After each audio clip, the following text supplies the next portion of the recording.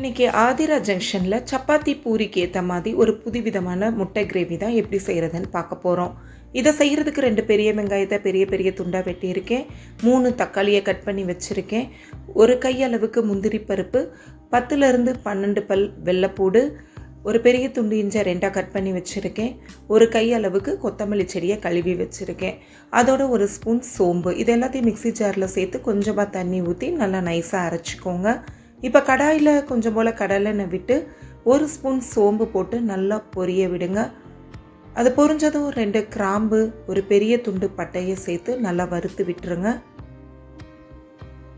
அதோட வாசனை நல்லா இறங்கினதும் நம்ம அரைச்சி வச்சுருக்க விழுத அதோட சேர்த்துருங்க. சேர்த்துட்டு அதோட 1 டீஸ்பூன் மஞ்சத்தூள், 2 டீஸ்பூன் மிளகாத்தூள், 1.5 டேபிள் ஸ்பூன் மல்லித்தூள் வந்து வீட்டிலேயே அரைச்சது, ஸோ நல்ல வாசனையாக இருக்கும்.